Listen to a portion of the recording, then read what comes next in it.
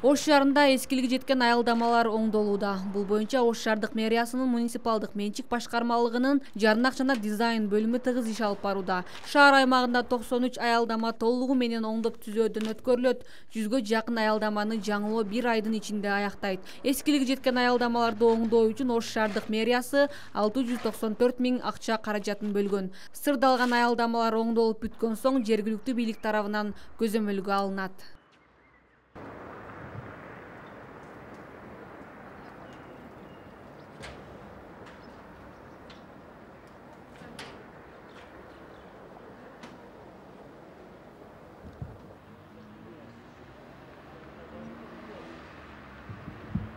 Саламатсыздарбы, урматтуу Ош шаарынын тургундары. Азыркы учурда Ош шаарында биздин муниципалдык менчик башкармалыктагы жарнак жана дизайн бөлүмү шаар ичинде бир топ алгылыктуу иштерди жасап атат. Анткени шаарда ушул мезгилге чейин ушу эскилиги жеткен аялдамалар, мыйзамсыз жарнактар чапталган аялдамалар же болбосо абдан зыян кейтерлик деңгээлге жеткен аялдамалар көп болгон. Ошондой эле шаардагы шаар ичинде бир топ мыйзамсыз жерге жарнактар жармаштырылып, столбаларга, дарактарга, ушу аялдамаларга мыйзамсыз жарнактар абдан көп жармаштырылып кеткен. Мына ошонун негизинде шаарыбыздын мэри Талабек Насырбекович протоколдук тапшырма берип, ошол протоколдук тапшырманын негизинде бир топ жакшы иштер болуп атат. Азыр шаардын бардык аймагында жайгашкан 120 аялдаманын ичинен 93 аялдамасы мындай ремонт иштерин талап кылып, ошол 93 аялдама ушул ремонт иштери жүрүп атат. Бул ремонт иштери Багыт строй курулуш Багыт строй компаниясы ушул тендерден утуп алып, ушул иштерди ушул Багыт строй ишканасы менен алып барып атабыз. Буга атайын тендердин негизинде мыйзам ченемдүү конкурстан өтүп, тендерден утуп алып иштеп атат.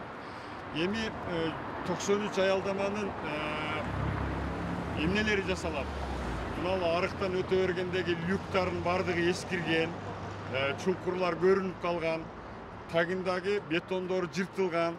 Ушул пас таманынан баштап крышасына чейинки бардык аялдамалардын бардык иштери жасалат. Люктар оңдолот, тагындагы бетондору жамалып ремонттолот. Ошондой эле жанагы жарнак жармаштырылуучу лайтбокстары алмаштырылып, сынгандары алмаштырылат, бозоргондору да алмаштырылат. Бардык аялдамаларга жууп тазалоо иштери жүрөт, краскалоо иштери жүрөт, атайын кулактандыруу жайгаштыруучу жайлар жармаштырылат. Ошондой эле бардык аялдамалардын жанына мусор жанагы таштанды таштоочу челектер сынып калган жерлери бар. Кээ бир аялдамаларга, жаңы курулган аялдамаларга ошол мусор жана таштанды таштоочу жай курулбай калган. Аларга дагы ошол таштанды таштоочу жай да курулат. Мындайча айтканда, шаарыбыздын аймагында жайгашкан аялдамалардын бардыгы абдан жакшынакай абалга келип, шаар тургундары үчүн жакшынакай шарттар түзүлүп, жакшы адамдардын мындай көңүл көтөрөрлүк деңгээлге келет деп мен толук ишендирип айта алам сиздерге. Бир аялдамага бир 5-6 миң тегерегинде эле акча бөлүп келгенде ошончодан эле тиет да. Бул көп суммадай көрүнгөн менен 100 аялдамага 6-7 миңден эле тиет. Ал жерде эми бетон иштери бар, жана темир иштери, электр энергиясындагы лампаларын алмаштырат, терезелердин айнектерин алмаштырат, бир топ жумуштар бар. Эми биз дагы бир жакшы жагы, ушул шаардын ичиндеги аялдамалардын бардыгы жарыктандырып бүткөндөн кийин биз горсветтин башчысы менен сүйлөштүк. Ушул жарыктандыруу маселесинин бардыгын ошо горсвет өзү карай турган болот дагы. Биздин жарнак жана дизайн бөлүмү шаардагы аялдамалардын тазалыгын, жанагы мыйзамсыз чапталган жарнактарды тазалоо иштерин, ошондой эле бүт жанагы таштанды таштоочу челектерди, аялдамалардын акыбалын, калган иштерин биз алып барабыз. Мен азыр ушул мүмкүнчүлүктөн пайдаланып шаар тургундарына кайрылып кетмекмин. Шаарыбыздын мэри бизге бир топ жакшы абдан жакшы тапшырмаларды берип атат. Биз ошол иштердин үстүндө иштеп атабыз. Эми алардын ичинде кандай маселелер бар? Шаарда ушу жарнактарды жармаштырууда мыйзам ченемдүү, атайын жарнак жармаштыруучу жайларга жармаштыруусун мен эскертип кетмекмин да.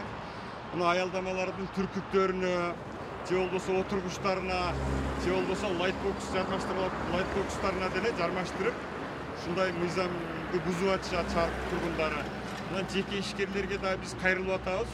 Урматтуу жеке ишкерлер, ошол бир нерсени реклама кылаардан мурун ошол мыйзам ченемдүү иш алып барыңыздар деп. Биз азыр шаарда жайгашкан жарнактарды дагы дубал бетине жармаштырылган, дарактарда жармаштырылган, же болбосо троллейбус линияларда жармаштырылган жарнактарды дагы тазалоо иштерин жүргүзүп атабыз.